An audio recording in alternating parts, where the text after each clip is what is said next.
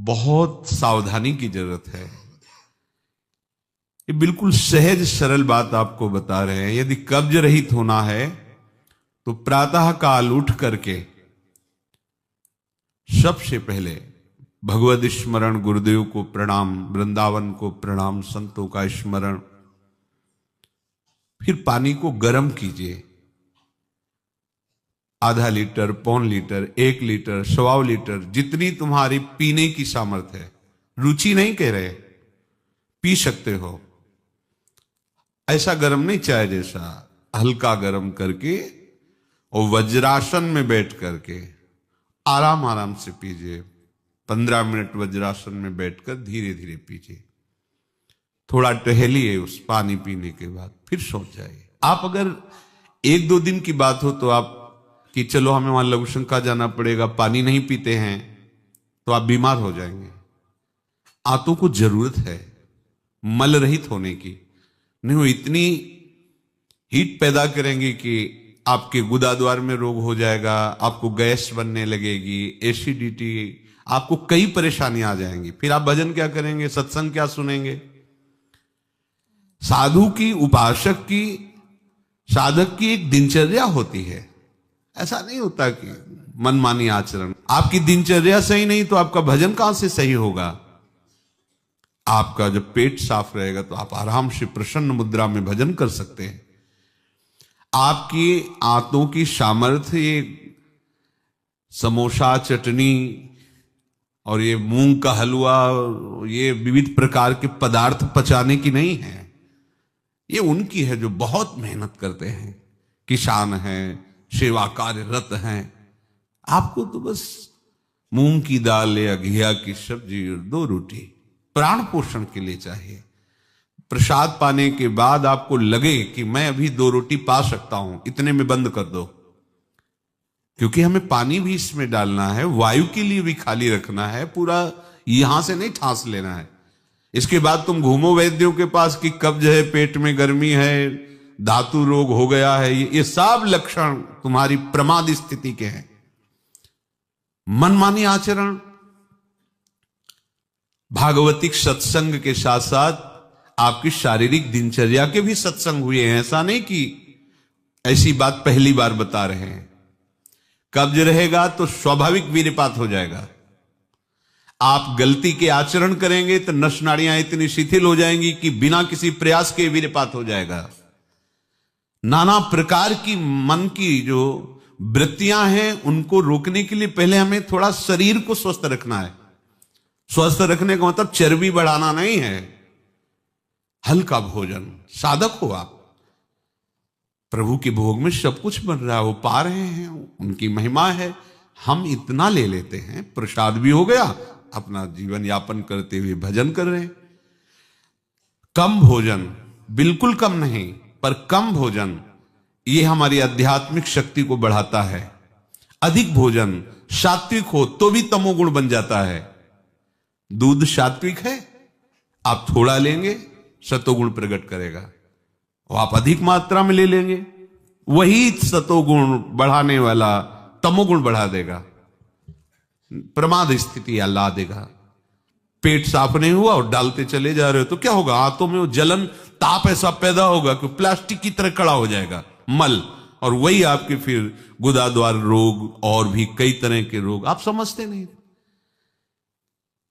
अरे भजन करने के लिए हमें जो अध्यात्म में चलना है, हमारी ये शरीर रूपी गाड़ी स्वस्थ होनी चाहिए। प्रारब्ध वशात अचानक कोई भयानक रोग आता है, वो हमें प्रभु सामर्थ्य देते हैं, नाम भगवान सामर्थ्य देते हैं, हम जिनका जप कर रहे हैं। लेकिन हम प्रमाद स्थिति में, तुम इनको पदार्थों को अच्छा समझते हो क्या? प्राण पोषण के लिए केवल जरूरत है, और ऐसा मत समझे कि अच्छे पदार्थ खा रहे। काहे को तुम मन की चक्कर में फंस रहे हो? संयम से चलो। पेट नहीं साफ हुआ, भोजन नहीं पाना मत। खीरा ले लिया, मूली ले ली, काम चला ली, एक बार दोपहर में पा ले 2 खीरा 2 मूली, बस शांत। प्राण पोषण के लिए हो गया, अपने आप साफ हो जाएगा। सुबह जब पानी पियोगे एकदम साफ हो जाएगा। नहीं, भजन कहां है? कहां है वो वृत्ति जिससे हमें श्यामा श्याम के सुख वाला बनना है?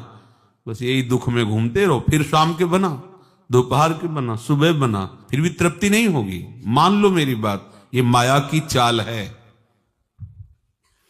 साधु अपने शरीर पर शासन करता है, इंद्रियों पर शासन करता है। शरीर को जितनी आवश्यकता बस उतना कठोर बनो, इस बात के लिए, अपने लिए कठोर बनो, दूसरे की पवाने के लिए नहीं। दूसरा तो भगवत स्वरूप मान, अपने लिए हर साधक अपने लिए शासन रखे। पहले से देख लो, एक दिन पाके देख लो, मेरा 4 रोटी से काम चल जाएगा, बाल भोग की जरूरत नहीं। मत पाओ। जब आपका पेट साफ नहीं तो बाल भोग रुकेगा नहीं, राजभोग रुकेगा नहीं, क्योंकि बर्बाद ना हो जाए ना, वो शयन भोग रुकेगा नहीं। और वो फूलता चला जा रहा है, क्रम से मल की परत पे परत जमती चली जा रही। आप इनको समझिए। अभी आप परमार्थ के मार्ग में चले हो, आपको बहुत जरूरी शरीर को हल्का और स्वस्थ रखना, नहीं आपसे भजन नहीं हो पाएगा। ये एक दिन का विषय नहीं कि आप सत्संग में आके बैठ गए हो गया। आपको नित्य सत्संग करना है, आपको नित्य वाणी पाठ करना है, आपको नित्य भजन करना है। आपकी दिनचर्या, आपका खान पान बिल्कुल संयमित होना चाहिए। देखो, यदि आप गंदी बातें करोगे, गंदी हरकतें करोगे, तो विश्व में कोई ऐसा वैद्य नहीं कि आपको ब्रह्मचारी दवा से बना दे। मान लीजिए, हमारी प्रार्थना मान लीजिए, यदि आपने अंगों को छेड़ा नहीं है तो लिख लो, आपका ब्रह्मचर्य क्षीण नहीं हो सकता। मानसिक चिंतन गंदा, प्रक्रियाएं आपकी गंदी, खान पान आपका ठीक नहीं, तो एक रोक के आप देखते जाना, आपको भजन में रुचि क्या, शरीर को नहीं संभाल पाओगे। मान जाओ मेरी बात। 24 घंटे में प्राण पोषण के लिए 2-4 रोटी काफी है। अरे भागवतों ने तो कई कई दिन भोजन नहीं मिला है, भजन एक तार चला है। आप भजन के लिए आए, भोजन भट्ट वो क्या भाई, भोजन के लिए थोड़ी आप आए हो, भजन के लिए। सृष्टि में किसी भी पदार्थ की कमी नहीं, माया रचित है, वो ऐसे बढ़ते चले जाएंगे। अपने को एक सीमा रखनी खान पान की। एक नए साधक को देखा कि भोजन पाने के समय एक रस्सी में गांठ बांधे हुए थे, इधर और इधर, और जब उसी गांठ से गांठ ऐसे फिट करके बांध लिया भोजन पाने के पहले, बस जहां पाए तो रस्सी टाइट, जहां रस्सी टाइट हुई तो बस छोड़ दिया, भोजन में ही छोड़ दिया ऐसे। फिर कोई कितना भी प्रयास करो नहीं पाते था। ये बाहर है, आंतरिक जितेंद्रियता की बात नहीं, इसकी जरूरत नहीं रस्सी की पेट में बांधने की, पर अच्छा लगा। प्रारंभिक स्थिति में ठीक है कि हाँ जहां टाइट होगा तुम खोल, मतलब बंद कर देंगे, तो उससे पहले ही देख लो कि हमें इतना पाना। ये जहर है और ये जीवन है, दोनों बात समझो। अधिक पौष्टिक पदार्थ आपको ब्रह्मचर्य नहीं रहने देगा। अधिक पौष्टिक पदार्थ आपकी आंतें खराब हो जाएंगी, पच नहीं पाएगा, क्योंकि आपसे सेवा नहीं होती। अगर 8-10 घंटे पसीना वाली सेवा हो कि फावड़ा चल रहा है, आप हल जोत रहे हैं, बड़ी मेहनत कर रहे हैं, दौड़ भाग हो रही, चलता रहेगा, आप पाइए पच जाएगा। अब आपको सेवाएं हैं नहीं, आप मनमानी रसेंद्री की तृप्ति के लिए, ये शरीर तो पांच भौतिक ही है ना। उचित आहार कितनी बार समझाएं। जैसे भोजन आवश्यक है वैसे ही जल आवश्यक है, उतना वायु। ये पेट बना हुआ एक थैली है, तुम नहीं हो पेट, तुम नहीं हो रसेंद्री, तुम नहीं हो भोक्ता।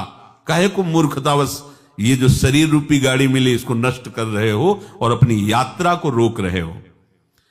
इसका एक सिद्धांत है, एक हिस्सा अन्न, एक हिस्सा पानी और आधा हिस्सा वायु के लिए रहने दीजिए। ऐसे रखा जाता है, तभी आप देखना ऊर्जा शक्ति आपकी बढ़ेगी, भजन की वृत्ति बनेगी आपकी। अब यहां चारों हिस्सा में अन्न भरा हुआ है और ऊपर से पानी, रुचि नहीं है पीने की, क्योंकि वो अंदर ऐसा जहर बनता चला जा रहा है। जल जब जाता है तो लघुशंका के द्वारा बहुत सी ऐसे पदार्थ है जो हमारे शरीर को हानि करने वाले, उनको निकालता है जल। मल की आंतों में जाकर मलाशय में वो मल को गीला करके निकालने की चेष्टा करता है। अब हम भजन को तो देख नहीं रहे हो, भोजन को देख रहे हैं। इस समय ये प्रार्थना मान लीजिए, आपका जीवन स्वस्थ होना चाहिए। अचानक कोई असाध्य रोग आता है तो भगवान सामर्थ्य देते हैं, पर आप खुद अपना नाश कर रहे हैं। अधिक भोजन करने वाला, स्थूल प्राण वाला, चंचल मन वाला कभी भजन में नहीं रुचि हो सकती। सूक्ष्म भोजन वाला, सूक्ष्म प्राण वाला, सूक्ष्म मन वाला भजन करता है। मान लीजिए आप लोग पता नहीं इतने भोजन के पीछे क्यों पड़े हैं। आपके पेट में कब्ज है, 2 दिन उपवास रहे, नहीं पाना है भाई, नहीं जगह है, पानी पानी अपने आप साफ हो जाएगा। नहीं, भोजन तीनों टाइम डालना है। ऐसी कोई औषधि बनी है क्या कि आप कुपथ्य करते रहो, मनमानी आचरण करते रहो, आप ठीक हो जाओ? अगर बाई चांस किसी को ऐसा कब्ज है तो बताया है आपको, इस वर्षों सेवन की हुई औषधि, जब कभी ऐसा लगा तो छोटी हर 1 चम्मच और 1 चम्मच इसबगोल की भूसी उसमें मिला लीजिए। शाम के 200 ग्राम 250 ग्राम गुनगुना दूध से ले लीजिए। ये ऐसी है कि आपको बार बार परेशान नहीं करेगी, पर ये धीरे से आपके कब्ज को, क्रम को नष्ट कर देगी। जो अंदर बना हुआ कब्ज है वो धीरे धीरे कई दिनों तक बराबर लेते रहिए। पकवान, गरिष्ठ पदार्थ ये उपासक के लिए वैसे ही अनुकूल नहीं, भले कब्ज ना होती तो भी अनुकूल नहीं। आप मूंग का हलवा पाएंगे, आप बादाम पिस्ता पड़े हुए पदार्थ पाएंगे, आप भजन करेंगे।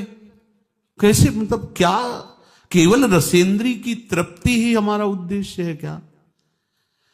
कैसे तुम्हें ये बात अच्छी लगती है कि हमें पदार्थ भरपेट पाने? अरे हमें भरपेट भजन करना है। अब वो देखने को नहीं मिलती वो बात जो पुराने साधकों में एक जलन होती है, एक ताप होता है भगवत प्राप्ति के लिए। हर समय भजन के लिए व्याकुल रहता है, उपाय करता रहता है, नई नई युक्तियां सोचता है भजन के लिए। और हम नई नई युक्तियां सोचते हैं भोजन के लिए। आज ये कैसा आपका कैसा स्वरूप होता जा रहा है, कैसी आपकी भावना बनती जा रही, कैसी आपकी दिनचर्या होती जा रही। कभी लौट कर देखो ना अपने जीवन में। सबसे प्रार्थना है केवल प्राण पोषण के लिए ही भोजन है, स्वाद के लिए नहीं है। ये इंद्रियों के विषयों में मत फंसो। कुछ दिन तो आप ऐसा करके देखो। अब ऐसा भी नहीं कि हट करके आप शरीर को नष्ट करने वाला चेष्टा शुरू कर दो, भाई हम आधी रोटी पाएंगे या ऐसा नहीं, तो कई दिन चलेगा। युक्ताहार विहार से उचित भोजन करो। कई बार कहा है, शरीर को यदि कमजोरी महसूस हो रही तो दूध ले लिया, नहीं महसूस हो रही तो हाथ जोड़ दिया। नहीं आवश्यकता नहीं, जब होगी तो ले लेंगे, घर ही तो है ना।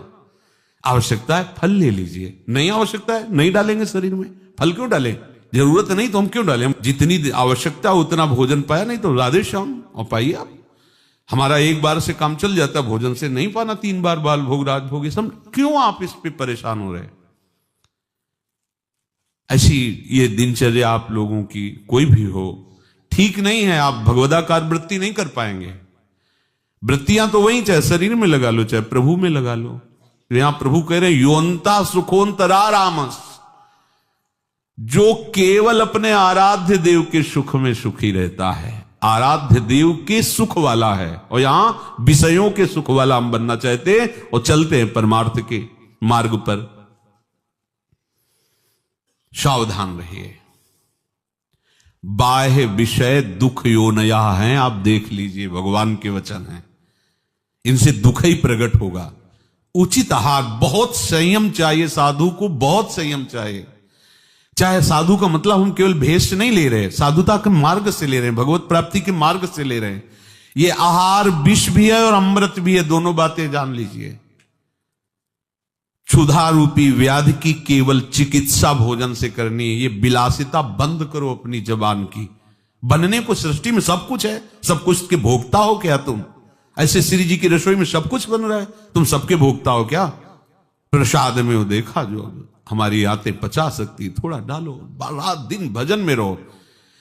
जो अधिक भोजन करने वाला है वो मानसिक निरंतर नाम जप नहीं कर सकता, पक्का नहीं कर सकता। बातें बनाने से नहीं होती, जब मार्ग में चला जाता है तब पता चलता है। अगर आप अभी सावधान नहीं हुए तो आगे चलकर आपका शरीर और गिरेगा अवस्थागत, और भी रोग आ सकते हैं। फिर आप क्या करेंगे? मन प्रभु में नहीं लगाए तो फिर आप क्या करेंगे? गया ना जीवन। हमें वर्तमान में अपनी साधना का फल देखना है। आगे भगवत प्राप्ति होगी, प्रेम में डूबेंगे, वो प्रभु जाने। हमें वर्तमान में ये फल देखना है कि मेरा हर समय भजन होता है कि नहीं होता। जो उपासक केवल भगवत सुख में मगन रहता है, हमारा सबसे बड़ा साधन का फल है स्मृति। निरंतर हमारा चिंतन, चेष्टाएं, मनन, कथन, श्रवण मेरे प्रभु का ही होता है कि नहीं? प्रमाद स्थिति वाला कर सकता है। पेट बढ़ता चला जा रहा है, चर्बी शरीर की बढ़ रही, उठने झुकने में परेशानी, भजन करोगे? ये ऐसा क्यों हो रहा है? बिना आहार के हो रहा है क्या? अभी चलो आप ठीक से, अभी सूख जाओगे, अपने आप सही हो जाओगे, तुमको कोई दवा खाने की जरूरत नहीं है। आपका तप बढ़ेगा, आपकी पवित्रता बढ़ेगी, आपका तेज बढ़ेगा, आपका भजन बढ़ेगा। अल्पाहार करो, शांत प्रसन्न रहोगे। देखो ना, जब पेट साफ हो और शरीर स्वस्थ हो, शांत एकदम, मन बुद्धि एकदम सतोगुण में स्थित है, आनंद आ रहा है। 2 रोटी दोपहर के ले ली, 2 रोटी शाम के ले ली, खूब भजन करो। बनने को कुछ भी बने, यही तो खास बात है। हर वस्तु उपस्थित है, लेकिन आपको केवल अपने जीवन पोषण के लिए लेना है। यह थोड़ी कि सब कुछ है। यही आपकी जितेंद्रियता की परीक्षा है। जो अच्छे पदार्थ बने उनकी अच्छी भावना मत रखो, वो तुम्हारे भजन के नाश का कारण बनेंगे। ये हम अनुभव की बात कहते हैं। थोड़ा ले लिया, कभी बाई चांस वाली बात अलग है। थोड़ा गुलाब जामुन बट रहे, 1 रख, मन कह रहा 20, 1 रख दीजिए बस। पहली बार कह दिया, अब दोबारा हमसे मत पूछना। कोई पदार्थ थोड़ा रख लिया। आप इस बात को समझो, ये प्रवचन में कहने की बातें नहीं, पर इसलिए समझा रहे कि जैसे घर के सदस्यों को तो ऐसे हम आपको बता रहे, घर के सदस्य जैसे, ये बहुत आवश्यक है। ये भोजन जहर भी है, अमृत भी है, दोनों बातें समझ लो। ये आपका जो समय बर्बाद हो रहा है ना, नींद, प्रमाद स्थिति, निरंतर भगवदाकार वृत्ति ना रहना, ये सब इसका मूल कारण आपका आहार है। कई दिन भोजन नहीं मिलता साधुओं को। ऐसा नहीं कि ऐसे कहीं डाउन मिले, ऐसा नहीं होता। उनका सिंहवत स्वभाव रहता है, क्योंकि संयम, साधु का अस्त्र संयम है, उपासक का अस्त्र संयम है। मान लो आप लोग संयम के मार्ग पर चल रहे हो, उतना केवल भोजन आज से पाओ। हमारी प्रार्थना मान लो, आज्ञा मान लो, उतना पाओ। सेवा में तुम्हें थकान न महसूस हो, प्रमाद स्थिति न हो, पेट में कब्ज न हो, और मन प्रमाद में स्थित न हो। सूखी रोटी और दाल पाने वाले का मन काम चिंतन नहीं करता, ध्यान रखना। वो हलवा, पूड़ी, कचौड़ी, रसगुल्ला खा के देख लो, अगर काम चिंतन न हो तो हमें बताना। ये प्रवचन पर्सनल है, आपके लिए है, अपने लिए है। इसको धारण करो, तभी आगे बढ़ोगे। आप खान पान अपना ठीक नहीं रखेंगे तो साधना आपकी नहीं बनेगी, आप निराश हो जाएंगे भगवत मार्ग से, और प्रमाद स्थिति जरूर आ जाएगी अच्छे पदार्थ पाने वाले को। आप चैन से सो नहीं सकते, इंद्रियां आपको सोने नहीं देंगी। थोड़ा सा तो आप इस बात को समझिए, आप किस मार्ग के पथिक हैं। आप अच्छे पदार्थ पाएंगे और चैन से सो जाएंगे, ऐसा कैसे हो सकता है? इंद्रियां बहुत बलवान इंद्री ग्रामो विद्वानम अपि कर सती। प्रेम की जो चाहिए, जिसने बात समझ ली हृदय से कि मन को वश में करने के लिए सबसे बड़ी अचूक साधना नाम है। गोस्वामी श्री तुलसीदास जी कह रहे हैं, अय जीव तू सदा नाम का अनन्य बन। देखो, जो हमें सदगुरुदेव ने अपना जीवन स्वरूप नाम दे दिया है, हम नहीं जान पाते। छोटी छोटी बातों के लिए हम अवहेलना करते हैं। उनको तो उच्छिष्ट मिलता है, हमको तो उच्छिष्ट नहीं मिलता। जिस थाल में गुरुदेव पाए तो मुख से निकाल के उसमें थोड़ी रखते हैं, तो ऐसे पा रहे हैं, और उनकी उस थाल के उच्छिष्ट का रखना चाहिए महत्व। इतना हम महत्व रखते हैं। अगर हमें जरा सा प्राप्त हो जाता है तो मन नाच उठता है, आज सदगुरुदेव का उच्छिष्ट मिला है। लेकिन हमारी बुद्धि इस बात पे नहीं जाती कि जो गुरुदेव ने सदा अपना जीवन माना है, नाम मंत्र, सदा उसको रसास्वादन किया है, वो अंदर से हमें दे रहे हैं, उसके प्रति आपकी महत्व बुद्धि नहीं हुई। विचार कीजिए, गुरुदेव का वो उच्छिष्ट जो जीवन है, उनका स्वाद लिया है, उसका उसी में है वो, और वो दे दिए, उस पे महत्व बुद्धि नहीं है। हमें क्या दिया गुरुदेव ने? उनको तो स्वेटर दिया है, उनको माला पहनाया है, उनसे हंस के बात करते हैं। हमको क्या? ओहो, ये बाहरी चेष्टाएं गुरुदेव की कृपा मानी जाती है क्या? ये तो विषय संसारी पुरुषों को मिल जाती है। संत उदार दयालु हैं। ये जो आपको नाम मिला, ओहो, इसके अनन्य हो जाओ, गोस्वामी जी कह रहे हैं। और अनन्य का भाव बड़े भाव से, यही हमारा जीवन हो जाए। जो चाहते हैं नित्य सुख, अरु मन को विश्राम, हित ध्रुव हित सो सानुराग रे, राधा राधा राधा राधा वल्लभ श्री हरि। अमृत है अमृत, आप पान तो करो इस अमृत का, चिरंजीवी हो जाओगे। राधा राधा। इस कलिकाल में वैराग्य, योग, यज्ञ, तपस्या, बड़े बड़े दान, ये हमें आनंद प्रदान नहीं कर सकते, क्योंकि ऐसी मलिनता है कि दान दे के अहंकार आ जाएगा तो दान कब काम खत्म। और यज्ञ के लिए पवित्र सामग्री नहीं रह गई, समिधा नहीं रह गई, सब अपवित्र हो रहा है। तपस्या, शरीर ऐसे कमजोर हो रहे हैं कि तप के लायक नहीं कि सीधे प्रकृति का वार झेल सके। और योग तो बहुत ही कठिन है। 8 घंटे 10 घंटे सिद्धासन में बैठे हुए और पद्मासन लगाए हुए आराध्य देव के चिंतन में डूब, बड़ा कठिन है। यहां 30 मिनट एक स्थिति में तो बैठा नहीं जाता है, हिलाना डुलना। 8 घंटे 10 घंटे बिना हिले डुले, कितना कठिन योग है। प्राणों को वश में करके, शरीर को वश में करके, इंद्रियों को वश में करके, चित्त की वृत्ति का निरोध करके परमात्मा चिंतन, कितना कठिन। और वैराग्य, अब कैसा वैराग्य है? हंसी लायक वैराग्य है, उपहास करने लायक। हर वस्तु, हर व्यक्ति जैसे संसार के सुखों में मगन है, वैसे ही हमारा मन भी। तो बाहर से कपड़ा बदलने से हम वैरागी थोड़ी हो गए। राग का त्याग ही वैराग है।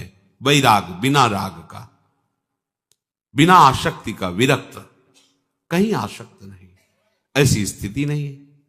सब जगह से आसक्ति हटा ली तो शरीर में आसक्ति है, अपनी इंद्रियों का दुलार। कहां वैराग? वैराग्य प्रभु के सिवा कुछ और स्मृति में नाना, यही सच्चा वैराग्य है। कोई भोग, कोई व्यक्ति, कोई स्थान, कोई मान बड़ाई, कुछ नहीं, एकमात्र आराध्य देव। ये हो गया राग रहित स्थिति। तो बड़ा कठिन है। ये सब तुम्हें प्राप्त हो जाएगा। ये अलग अलग करके निर्वाह करना कलिकाल बड़ा कठिन है, लेकिन इनका जो फल है वो सब तुम्हें प्राप्त हो जाएगा, एकमात्र केवल नाम का आश्रय लेने से, नाम का स्मरण करने से। शास्त्रों में 2 बातें बताई गई, एक विधि और एक निषेध। ये करना है और ये नहीं करना है। कितना पढ़ोगे शास्त्र? गोस्वामी जी कह रहे हैं हम तुम्हें 2 शब्दों में बता देते हैं। मेरी अनुभूति और सम्मति, प्रभु का स्मरण करना सब विधियों का परम विधि है। नाम जप रहे हो, पूरा विधि से चल रहे हो आप, और प्रभु का नाम भूल गए, सबसे बड़ी निषिद्ध बात हो गई। 2 बातों में बांध दिया। विधि श्यामा श्याम का स्मरण, अब और कोई विधि हमें जानने की जरूरत नहीं। निषेध, श्यामा श्याम को भूल गए, इससे बड़ा कोई निषेध नहीं। श्यामा श्याम को भूल जाना सबसे बड़ा निषेध काम हो गया हमारे द्वारा। गुरु के वचनों की अवहेलना, शास्त्र की अवहेलना हमसे हो गई, क्योंकि हम प्रभु को भूल गए। जिस क्षण सबसे बड़ा निषिद्ध कार्य हो गया। गोस्वामी जी कह रहे हैं कि जो नाम है ये महामणि है, और ये जो संसार है ये सांप है। अगर ये कुछ भी तुम्हें सुख दिखाई दे रहा है इसमें, तो उसी आनंद समुद्र के एक अंश का है, और उस सुख का परम सुख नाम, उसको ले लो, संसार से अलग कर लो। जैसे सांप से मणि अलग कर लो तो फण पटक कर मर जाएगा, ऐसे ही तुम नाम शुरू करो, ये संसार मर जाएगा। तुम्हारे चित्त में जो संसार बसा हुआ है ये मर जाएगा। तुम्हारा मन जो विषयों में फंसा हुआ है ये मर जाएगा। मन मारिया तन बस में कीन्हा, हुआ भरम सब दूर। बाहर से कछ दिखत नाही, अंदर चमके नूर। आपो त्याग जगत में बैठे, नहीं किसी से काम। उनमें तो कछु अंतर नाही, संत कहो चाहे राम। वो हो गया, भगवत स्वरूप हो गया। जैसे मणि ले लेने पर सांप जिंदा नहीं रह सकता, ऐसे नाम रूपी मणि संसार में अपने पास तुम ले लो तो संसार जिंदा नहीं रहेगा। अर्थात संसार संसार नहीं रह जाएगा, ये भगवत स्वरूप हो जाएगा। ये जो हमें जन्म जन्मांतर से भटकाना, आकर्षित करके विषयों में गिराना, ये इसकी अब सामर्थ्य नहीं रह जाएगी, क्योंकि नाम रूपी मणि हमारे पास है। ये जो नाम, ये कल्प तरु है, जो चाहोगे प्राप्त हो जाएगा। अर्थ, धर्म, काम, मोक्ष चारों फल प्रदान करने में समर्थ है नाम। वेद पुराण, बड़े बड़े विद्वान और भगवान शंकर जी भी साक्षी हैं इस बात के कि नाम सर्व समर्थ है, जो चाहोगे प्राप्त हो जाएगा। और अगर ये चाह नहीं रही अर्थ, धर्म, काम, मोक्ष की, तो प्रेम पदार्थ भर देगा आपके हृदय में नाम। भगवत प्रेम जो अत्यंत दुर्लभ है, ये प्राप्त हो जाएगा। और साधन करते हो, नाम जप नहीं करते हो, नाम उच्चारण नहीं करते हो, तो गोस्वामी जी कह रहे हैं कि मेरी बात मान लेना, तुम इस कर्म प्रपंच से, माया के आकर्षण से बच नहीं सकते। गोस्वामी जी का अनुभव है। राम राम राम जीह, जो लो तू न जपी है, तो लो तू कहूं जाए, तिहूं ताप तपी है। सुरसरी तीर बिनु, नीर दुख पाई है। सुर तरु तरे तो ही, दारिद सताई है। जागत बागत, सपने न सुख सोई है। जन्म जन्म जुग जुग, जग रोई है। छूटी बे के जतन, विशेष बांध जाएगो। हुए है विश्व भोजन जो, सुधा सानि खाएगो। तुलसी तिलोक, तिहु काल तो से दीन को। राम नाम ही की गति, जैसे जलमीन को।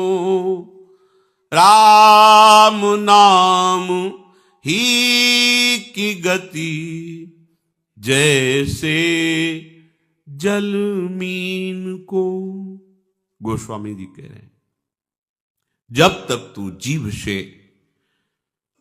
नाम जप नहीं करेगा तो मेरी बात मान लेना, तब तक तू कहीं भी, किसी भी तीर्थ में कहीं भी भाग कर जा, ये दैहिक दैविक भौतिक ताप तुझे बख्शेंगे नहीं, जलाएंगे, जलना पड़ेगा तुझे।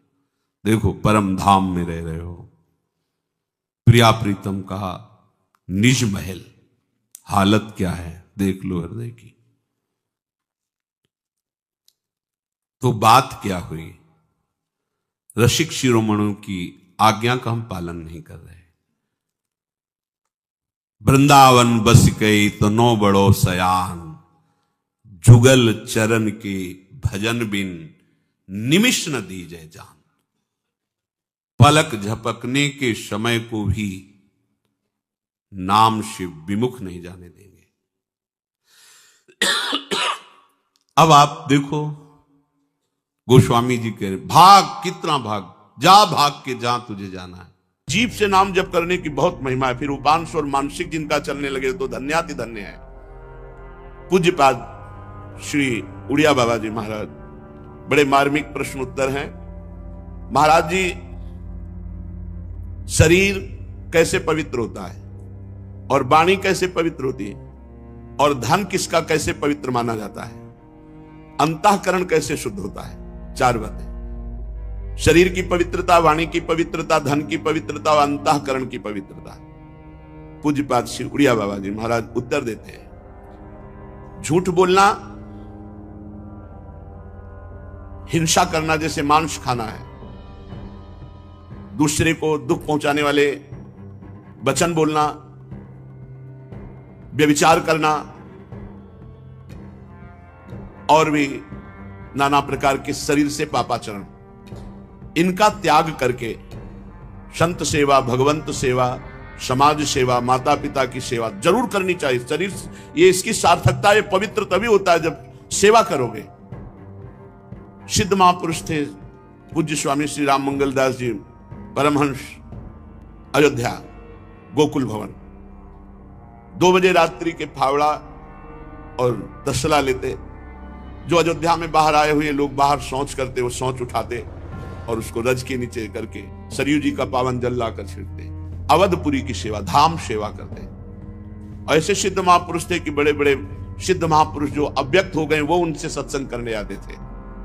इन बड़े महापुरुषों ने सेवा स्वीकार की। क्यों? क्योंकि बिना सेवा के सेवक भाव पुष्ट नहीं होता और बिना सेवक भाव के भाव समुद्र से पार होना अत्यंत कठिन है। सेवक से विभाव बिन भव न तरी उर्गार। अपने लोग जवान शरीर और सेवा से मुंह चुराए तो फिर कैसा? शरीर की पवित्रता, संत सेवा, भगवंत सेवा, समाज सेवा, चराचर जीव की सेवा, इसी से शरीर पवित्र होता है। गंगा नहाया है, फिर मनमानी दूसरों के साथ राग द्वेष की, आपका शरीर पवित्र नहीं होगा। ये समाज रूपी गंगा, इसकी सेवा करो। माता पिता की सेवा करो। तुम अगर कभी गंगा जी नहीं जाओगे तो गंगा जी तुम्हारे घर आ जाएंगे, तुम्हें पावन कर देंगे। गंगा जी केवल नदी ही नहीं, देवी हैं। सारी नदियां, पवित्र नदियां, ये सब उसको अभिषिक्त करती हैं अपनी कृपा से, जो भगवान की आज्ञा का पालन करते हुए समाज सेवा करता है। समाज सेवा के नाम पर अपनी वासनाओं का पोषण करने की बात नहीं कह रहे। समाज सेवा, इसमें भगवान विराजमान है। चराचर जगत में वासुदेवा सर्वम, भगवान सब रूपों में विराजमान है। शरीर कैसे पवित्र होता है? व्यभिचार, हिंसा अर्थात मांस खाना, मदिरा पीना और अशुद्ध आचरण, पापाचरण, इनका त्याग करके भगवत सेवा, संत सेवा, समाज सेवा, इनके द्वारा। वाणी के दोष हैं दूसरे की निंदा करना, चुगली करना, झूठ बोलना, ऐसे शब्द बोलना कि हृदय जाकर छलनी हो जाए। कोई कोई बहुत कड़ुआ बोलते हैं, ऐसा बोलते हैं कि हृदय बहुत देर तक जलता रहे, बहुत देर तक अशांत रहे, सीधे हृदय पे चोट पहुंचाते हैं। वाणी एक अमोल है, जो कोई बोले जानी, ही तराजू तौल के तब मुख बाहर आने। वाणी बहुत संभाल कर बोलिए, किसी का हृदय न दुख जाए, किसी की निंदा न हो जाए, किसी का वाणी के द्वारा अपराध न बन जाए। ये त्याग और भगवान नाम जप, भगवत लीला गायन और मधुर हितकर शुद्ध वचन विचार कर बोले तो वाणी शुद्ध हो जाती है। अगर मौन रहे, भगवान नाम जप करे तो वाणी सिद्ध हो जाएगी। शुद्ध की बात जाने दो, जो बोल दे वही हो जाए। आंख को बचा करके रखो तो देखो आंख में तुम्हारी शक्ति आ जाएगी। तुम सूक्ष्म से सूक्ष्म प्रकृति की वस्तुओं को देखने की योग्यता प्राप्त कर लोगे। जिधर देखो आंख की शक्ति खोते चले जा रहे हैं, मोबाइल में और संसार के गंदी बातें देखने में। कहां से तुम्हारी आंख शक्तिशाली होगी भगवत दर्शन योग्य? कहां से तुम्हारी वाणी सामर्थ्य होगी जो तुम बोलो हो जाए? कहां से तुम्हारा शरीर पवित्र होगा जब मनमानी आचरण करोगे?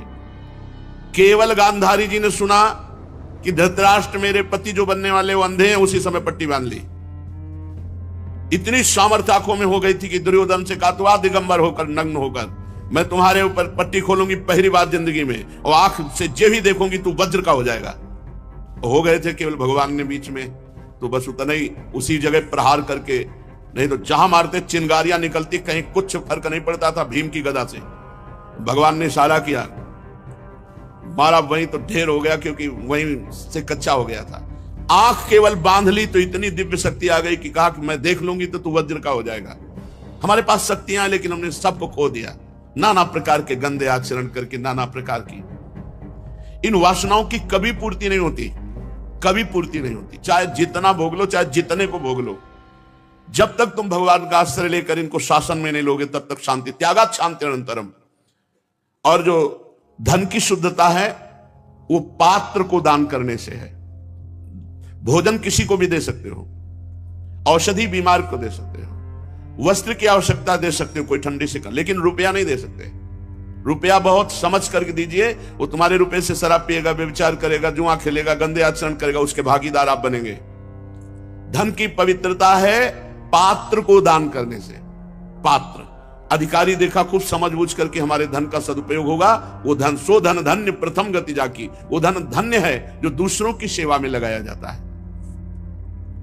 और अंतःकरण की शुद्धि होती है नाम जप करते हुए ध्यान पूर्वक।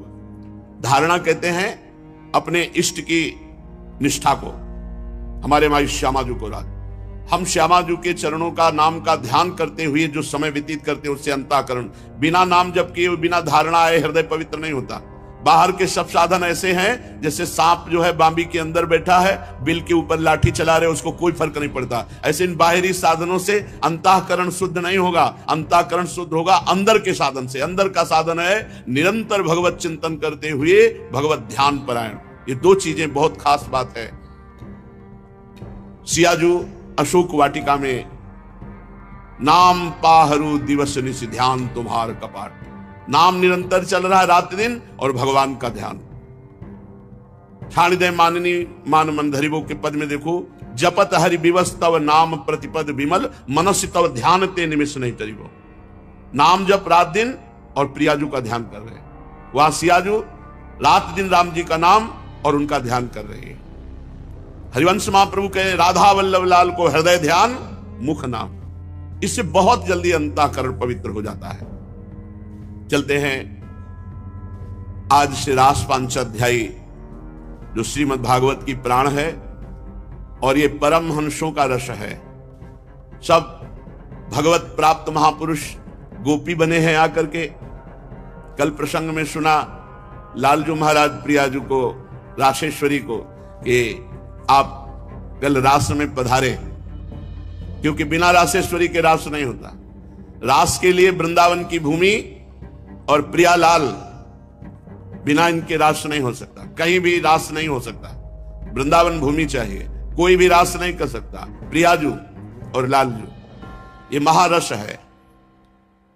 भगवान पिता रात्रि शरदोत्फुल्ल मल्लिका, वीक्षरन्तुम मनश्चक्रे योग माया मुपाश्रितः, तदोडुराजः ककुभः करैर्मुखं प्राच्या विलिम्पन् अरुणेन सन्तमैः, सचर्षणीनामुद्गाच्छुचो मृजन्, प्रियः प्रियाया इव दीर्घ दर्शनः। शरद ऋतु, बेला, चमेली, माधवी, मालती, सब लताएं खिली हुई हैं। सुगंधित पुष्पों का पराग लेकर के वायु बह रही है। मह मह पुष्प महक रहे हैं। बड़ी सुंदर शोभा वृंदावन की। भगवान ने गोपियों को जिन रात्रियों का संकेत किया था वो आज रात्रि उपस्थित हुई, शरद पूर्णिमा की रात्रि। मानो बहुत सी रात्रियां एक साथ जुड़ करके एक रात्रि के रूप में उल्लसित हो। भगवान ने वृंदावन को देखा, एक खास बात है। जे भी वृंदावन को देखा तो वृंदावन चिदानंदमय प्रकाशित है। अद्भुत शोभा, दिव्य खिले हुए वृक्ष, उनमें लिपटी हुई लताएं, वो सब खिली हुई पुष्पों से बड़ी सुगंधित भंवरे मडरा रहे हैं। भगवान ने देखा और देखकर दिव्य बनाया। भगवान की दृष्टि पड़ते ही दिव्य शोभा प्रकाशित हो गई। अब भगवान ने अपनी अचिंत महाशक्ति योग माया का स्मरण किया, क्योंकि रसमयी रास क्रीड़ा यहां जो ब्रज में हो रही, वो योग माया के द्वारा पूरित होगी, क्योंकि जितनी गोपिकाएं उतने श्री कृष्ण, ये योग माया से ही पूर्ण होता है। भगवान ने संकल्प किया, जैसे सृष्टि प्रकट करने के लिए एको हम बहुश्यामः, मैं एक बहुत रूपों में हो जाऊं, तो रास क्रीड़ा का संकल्प किया। ये संकल्प अपने प्रेमियों की प्रेम इच्छा को पूर्ण करने के लिए, भगवान अमना है, भगवान में मन नहीं है, भक्तों का मन ही भगवान का मन बनता है। तो अपने प्रेमियों के मन की इच्छा पूर्ण करने के लिए भगवान ने मन स्वीकार किया। जे भी भगवान ने मन स्वीकार किया भक्तों की प्रेम इच्छा पूर्ण करने के लिए, तो संकल्प करते ही दिव्य चंद्रमा प्रकट हुआ। प्राची दिशा के मुखमंडल पर अपने शीतल किरण रूपी कर कमलों से लालिमा की रोली केसर मल दी। प्रारंभ में एकदम अरुण वर्ण की महिमा ये भगवान श्री कृष्ण की दृष्टि की है। जैसे कोई अपनी प्रियतमा के मुख में रोली केसर मल दे, ऐसे चंद्रमा उदय होती वृंदावन में ऐसी लालिमा छाई। पहले जैसे बहुत दिनों के बाद अपनी प्राण प्रिया पत्नी के पास आकर उसके प्रीतम ने आनंदित करने के लिए ऐसा किया हो, ऐसे भगवान चंद्रदेव के उदय होने पर अद्भुत लालिमा वृंदावन में छा गई। फिर पूर्ण चंद्रदेव उदय हुए तो श्वेत चांदनी छा गई। संसार के चरचर प्राणियों का संताप दूर करने वाले, सूर्य रश्मियों के ताप को दूर करने वाले ये चंद्रदेव नहीं है, ये आज प्रेमियों को प्रेम अमृत रूपी किरणों से सिंचन करने वाले चंद्रमा है। ये प्रेम चंद्रमा है। दृष्ट्वा कुमुद्वंतम अखंड मंडलम रमाननाभम नव कुंकुमारुणम वनम च तत्कोमल गोभिरंजित